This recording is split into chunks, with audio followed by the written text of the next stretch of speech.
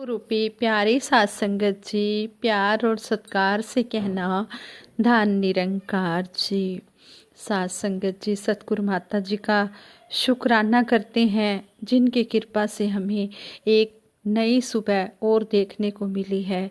सच्चे पातशाह इसी तरह आप अपनी मेहर भरी कृपा बनाए रखना, मेहर भरा हाथ सबके सिरों पर रखना और इसी तरह सभी सेवा सिमरन सत्संग करते रहे। हाँ संगत जी, दासी आप जी के चरणों में विचार रखने जा रही है। ये विचार है कि एक भूमिया चोर जो पहले चोरी करता था, लेकिन जब सतगुरु की शरण में आया, सतगुरु के वचनों को उसने माना तो वह संत महात्मा बन गया। कैसे सतगुरु की शरण में आने पर संत महात्मा बना, देखिए कैसे चोर भूमिया संत बना। सुनिए इस महात्मा की महात्मा बनने से पहले की घटना, सच्ची घटना, किस तरह सतगुरु ने इस महात्मा पर कृपा की और चोर से संत बना दिया। जगत जलंदा राख ले प्रभु अपनी कृपा तार। सतगुरु अपनी कृपा से जलते हुए संसार को बचा लेता है, लेकिन बचाता उसी को है जो इसकी शरण में आ जाता है। कहा भी है, जो शरण आवे 30 कंठ लगावे।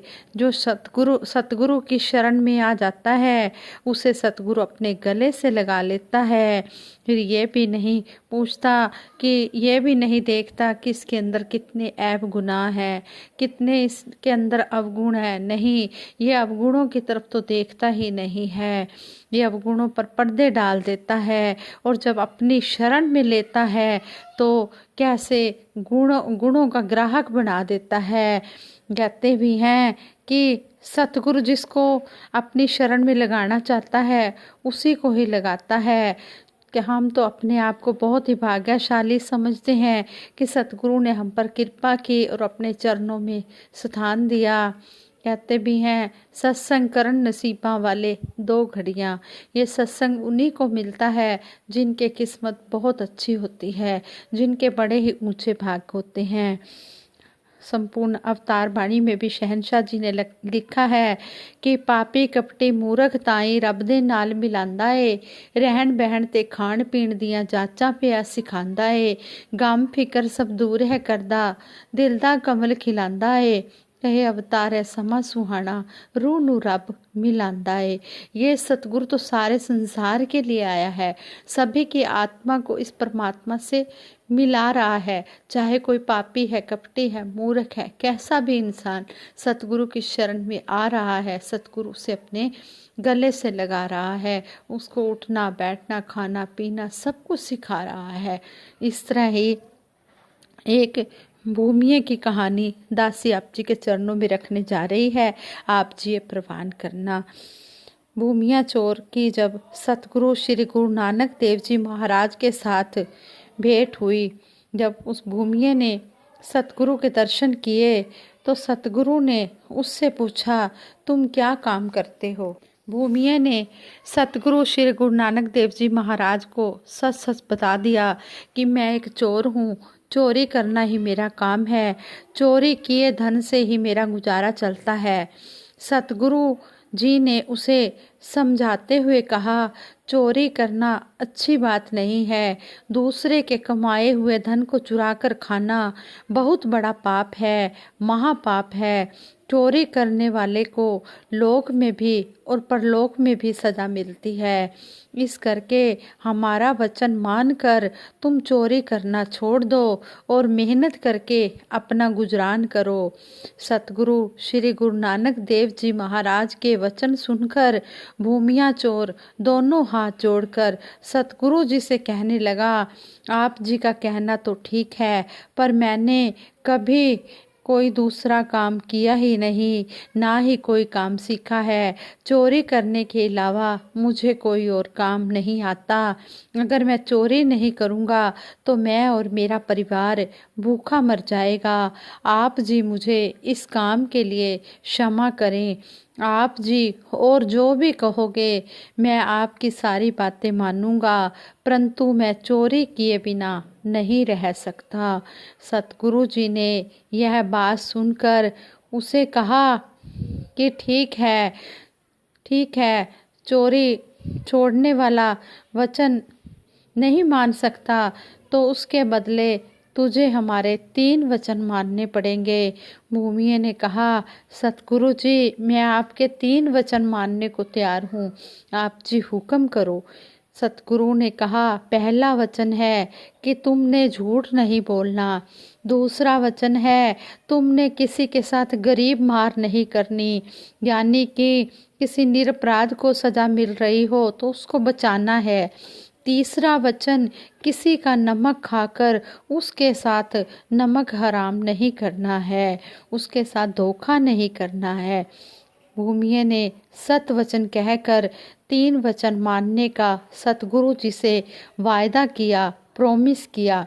फिर सतगुरु जी यह बात कहकर, यह वचन देकर आगे प्रचार करने चले गए। भूमिया अपने कर्म के अनुसार चोरी करने के बारे में सोचने लगा। साथ ही सतगुरु के दिए हुए 3 वचन भी उसे याद थे कि ये वचन भी मैंने मानने हैं। कहने लगा, किसी गरीब के घर में चोरी नहीं करूँगा। गुरुजी ने कहा है किसी के साथ गरीब मार नहीं करनी। मैं किसी राजा के महल में चोरी करने जाता हूँ। मन में सोचता है, राजा के महल में तो बहुत कड़ा पहरा है, मैं अंदर कैसे एंट्री कर सकता हूँ। वह अंदर जाने का प्लान बनाने लगा। राजे का वेश धारण कर लिया और चंद्रसेन राजा के महल के आगे पहुँच गया। महल के अंदर जाने लगा। पहरेदारों ने उससे पूछा, तुम कौन हो, किस देश के राजा हो। उसे सतगुरु जी के दिए वचन याद आ गए कि सतगुरु जी ने कहा था झूठ नहीं बोलना है। उसने मुस्कुराते हुए पहरेदारों को कहा कि मैं तो एक चोर हूँ, इस समय मैं राजा के महल में चोरी करने जा रहा हूँ। पहरेदारों ने सोचा, हो सकता है यह कोई हमारे आसपास का पड़ोसी राजा होगा, हमारे राजा का मित्र होगा, तभी तो इस तरह बात कर रहा है। अगर हमने इसे अंदर जाने से रोक दिया तो कहीं राजा हमें कोई सजा ना दे दे। जब सुबह होगी तो राजा हमें कोई सजा ना दे दे कि तुमने मेरे मेहमान राजा को क्यों रोका। यह सोचकर उन्होंने उसे राजा समझकर प्रणाम किया और उसे कहा, महाराज आप हमें क्षमा करें, आप नाराज मत हो, आप राजमहल के अंदर जा सकते हो। भूमिया बड़े आराम से अंदर चला गया। राजमहल में से जो भी कीमती सामान, हीरे जवाहरात, सोने चांदी, धन संपत्ति थी, उसको इकट्ठा कर लिया और सामान बांधकर गठरी बनाकर जब लेकर जाने लगा तो उसने, जैसे ही वो जा रहा था, उसने देखा कि रसोई घर में एक बर्तन में कुछ पड़ा हुआ है। उसे भूख भी लगी हुई थी। उसने उस बर्तन में से उस पदार्थ को चखा तो वह कहने लगा कि यह तो राजा का नमकीन चूरन है, मैंने इसे खा लिया है।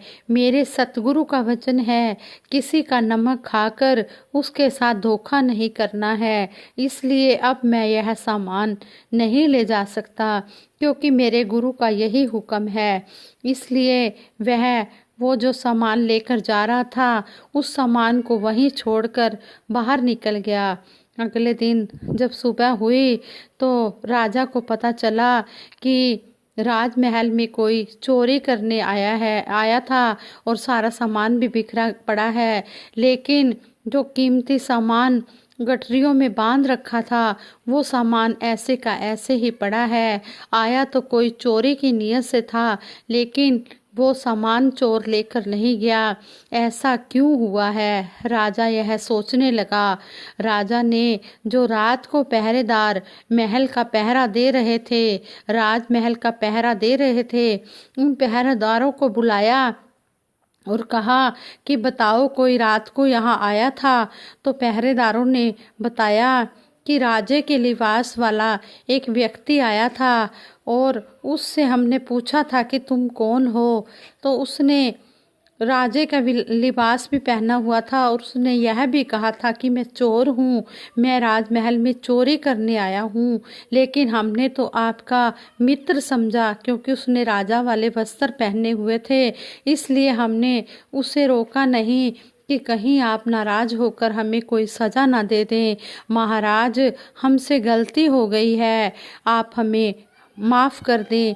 यह उसी की करतूत हो सकती है, उसे उसके अलावा और तो कोई राजमहल में आया ही नहीं।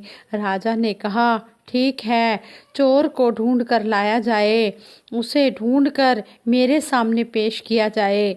जब राजा के सिपाही चोर को ढूंढने निकल पड़े, लेकिन चोर का कोई पता नहीं मिला, तो राजा के सिपाही को जो भी व्यक्ति मिले, राजा के सिपाही उस व्यक्ति को मारकर उससे पूछने लग जाते कि तूने चोरी की है। जो बेकसूर थे, जो निरपराध व्यक्ति थे, उनके साथ गरीब मार होने लग गई। भूमिये को जब यह बात पता चली कि उसकी गलती के कारण गरीब व निर्दोष लोग मारे जा रहे हैं, भूमिये को सतगुरु जी का वचन याद आया कि किसी के साथ गरीब मार नहीं करनी है। मेरी गलती के कारण जनता मारी जा रही है। भूमिये ने उसी समय राजा के पास जाकर अपना गुनाह कबूल कर लिया। राजा के सामने जाकर भूमिया कहता है, महाराज, निर्दोष जनता को मत मारो, उनके साथ गरीब मार मत करो। राजे का वेश बनाकर मैं ही राजमहल में चोरी करने आया था। चोरी करने के लिए सारा सामान मैंने ही इकट्ठा करके गठरियों में बांधा था और फिर इस सामान को मैं लेकर जा रहा था, लेकिन मैंने देखा कि रसोई घर में चूरन पड़ा हुआ है। रसोई घर में कोई बर्तन दिखा और उसमें कुछ पदार्थ पड़ा हुआ है। जब मैं गया तो मैंने चख कर देखा तो वह चूरन था, नमक वाला चूरन था, और वो मैंने खा लिया। फिर मुझे सतगुरु का वचन याद आ गया कि किसी का नमक खाकर नमक हराम नहीं करना, उसके साथ धोखा नहीं करना। इसलिए मैं यह सामान लेकर जा रहा था और मैंने यह सामान यहीं पर ही छोड़ दिया। असली चोर मैं ही हूँ। मेरी गलती की सज़ा किसी और को मत दो, मेरी गलती की सज़ा मुझे ही दो। तो राजा ने कहा, अगर तू चोरी करने आया था तो सामान इकट्ठा करके फिर लेकर क्यों नहीं गया? भूमिया ने सारी बात बताई। उसने कहा, मैंने सतगुरु से 3 वचनों का वादा किया था। मेरे सतगुरु ने मेरे से 3 वचन लिए थे और मैंने उनसे वादा किया था। सतगुरु ने मुझे 3 वचन दिए थे कि 3 वचन लिए थे मेरे से सतगुरु ने कि झूठ नहीं बोलना, किसी के साथ गरीब मार नहीं करनी, किसी का नमक खाकर नमक हराम नहीं करना है। इसी करके मैं किसी गरीब के घर में चोरी ना करके तुम्हारे राजमहल में चोरी करने आ गया। मैंने पहरेदारों को बताया था कि मैं चोरी करने आया हूँ, मैंने झूठ नहीं बोला था। ये मेरे गुरु का पहला वचन था कि झूठ नहीं बोलना, तो मैंने झूठ नहीं बोला था। फिर आगे मैंने कीमती सामान बांध लिया। फिर जब मैं सामान बांधकर लेकर जा रहा था, मुझे आपका नमक मिला हुआ चूरन मिल गया, मैंने वह खा लिया। फिर मैंने नमक हराम नहीं किया।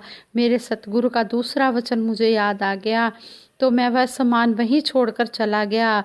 फिर मैंने देखा कि राजमहल में जब ये चोरी की बात फैल गई है, निर्दोष लोग मारे जा रहे हैं, तो मैंने मेरे सतगुरु का दिया हुआ ये वचन याद आ गया कि किसी के साथ गरीब मार नहीं करनी। तो मेरी गलती के कारण ये जनता मारी जा रही थी, इसलिए मैं यहाँ भागा हुआ आ गया कि किसी निर्दोष के साथ कोई भी बुरा ना हो, मेरी वजह से किसी को भी दुख ना हो और कोई भी गरीब मार ना हो। इसलिए यह सोचकर फिर मैं दौड़ा हुआ आपके पास आ गया और मैंने आपके आगे अपने आप को पेश कर दिया है।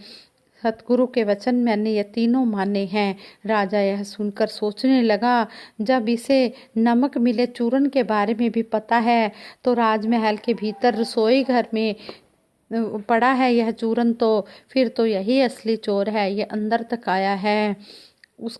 राजा उसकी बातों से प्रभावित हुआ और राजा कहता है कि चाहे यह चोर है पर इसने अपने सतगुरु के वचन माने हैं, सतगुरु के प्रति कितना वफादार है। राजा ने उसकी गलती को माफ़ कर दिया और उसे अपना वजीर बना लिया। इस तरह भूमिया की बुरी सारी आदतें छूट गई और वह सतगुरु का दिया हुआ सिमरन करता, अच्छे अच्छे कर्म करता। और राजा भी यह सब देखकर श्री गुरु नानक देव जी महाराज का शिष्य बन गया। सतगुरु श्री गुरु नानक देव जी महाराज का शिष्य बन गया और श्री गुरु नानक देव जी महाराज को सिमरने लग गया। राजा ने धर्मशालाएं बनवाई। राजा ने सतगुरु जी के आगे अरदास की कि सच्चे पातशाह मुझे दर्शन दो, मुझे ब्रह्म ज्ञान दो। गुरु ने फिर राजा के दर्शन भी किए। सतगुरु ने राजा को दर्शन भी दिए, क्योंकि राजा के मन में सच्ची श्रद्धा थी, सच्ची लगन थी, सच्चा भाव था, और ब्रह्म ज्ञान भी दिया। इस साखी से हमें यही शिक्षा मिलती है कि गुरु के वचनों को मानने से बुरी आदतें भी छूट जाती हैं। जिस प्रकार भूमिया ने सतगुरु के वचनों को माना तो उसकी बुरी आदतें छूट गई, वह राजा का वजीर बन गया। सतगुरु से जुड़ने पर, निरंकार को पा लेने पर संसारिक पदार्थों के साथ ही सतगुरु की रहमतों का पात्र बनकर भूमिया सचखंड का अधिकारी भी हो गया। वचन मानने में ही हमारी भलाई है। संपूर्ण अवतार वाणी में भी शब्द है कि मनिए जेकर वचन गुरु दे, उस्तत गुरदी होवेगी, आप पे सिमरन होवेगा ते दुर्मत दूर खलोवेगी। जब सतगुरु के वचन को माना जाता है, मान लिया जाता है, तो फिर सिमरन भी होता है और पूरे विचार भी दूर हो जाते हैं।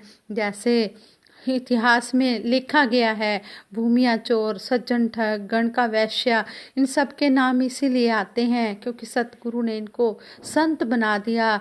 अगर सतगुरु ना बख्शता, पापी कपटी मूर्ख चोर इन इंसानों को ना बख्शता तो ये कैसे संत बनते। सतगुरु बड़ा दयालु है, कृपालु है। जो भी इसकी शरण में आ जाता है, सतगुरु उसको ब्रह्म ज्ञान के साथ जोड़कर उसके जन्म मरण के बंधनों को काट देता है। इस आत्मा को परमपिता परमात्मा से मिलाकर उसका लोक सुखी और परलोक सुहेला कर देता है। फिर हमें समझाया गया है कि जब हम सतगुरु के वचनों को मानते हैं तो सिमरन भी होता है और बुरे विचार भी दूर खड़े हो जाते हैं। मनिए जेकर वचन गुरु दे, उस्तत गुरदी होवेगी, आपे सिमरन होवेगा ते दुर्मत दूर खलोवेगी। गुरु बचन है ज्ञान गुरु दा, निरंकार है इसका नाम, आप तरे मन के कुल तारे, जम राजा भी करे सलाम। भाणा मन ने निरंकार दा, सतगुर ते विश्वास करे, कहे अवतार सदा होए सुखिया, देव लोक विच वास करे। जो ऐसा गुरसिख होता है, जो सतगुरु की बात को हूँ बहू मानकर चलता है, तो कहते हैं कि ऐसे गुरसिख का देवलोक में वास हो जाता है। ऐसा जो गुरसिख होता है वो निरंकार का रूप बन जाता है। जो भी वो गुरसिख आशीर्वाद दे देता है किसी को भी, वो पूर्ण हो जाता है, क्योंकि सतगुरु निरंकार उसके मन में बस जाता है। ऐसे ही संपूर्ण हरदेव वाणी में भी सतगुरु बाबा हरदेव सिंह जी महाराज ने कहा है, जीते जी ही गुरु के दर पर मर जाना ही भक्ति है। मर जाना इसी बात को कहा है कि अपने आप को समर्पित कर देना है। जिस तरह ये सतगुरु चलाए उसी तरह चलते चले जाना है। आगे फिर कहा है कि कहे हरदेव गुरु वचनों को अपनाए तो भक्ति है। आगे सतगुरु बाबा हरदेव सिंह जी महाराज ने कहा है कि जो गुरु के वचनों को मान लेता है, अपना लेता है, तो यही सच्ची भक्ति है। आज सतगुरु माता सुदीक्षा जी महाराज भी यही चाहते हैं कि मेरा जो गुरसिख है वो चलता फिरता पूजा स्थल बन जाए, हर बात को माने। अगर हम सतगुरु को खुश करना चाहते हैं तो सतगुरु की बात को मानने में ही हमारी भलाई है। जब सतगुरु खुश है, साथ संगत खुश है, तो फिर किसी भी चीज़ की कमी नहीं रह जाती, फिर सारे सुख मिलते रहते हैं। फिर ऐसे गुरसिख का देवलोक में वास हो जाता है।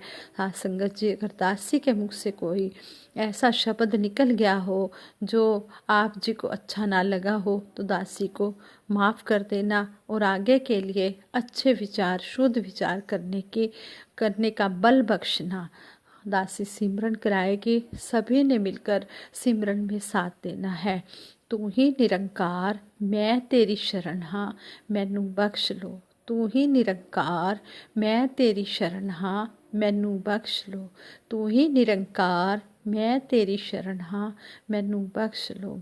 बोलिए सतगुरु माता सुदीक्षा सविंदर हरदेव जी महाराज की जय। निरंकारी राजमाता गुरु बचन अवतार की जय। साथ संगत जी प्यार से कहना धन निरंकार जी।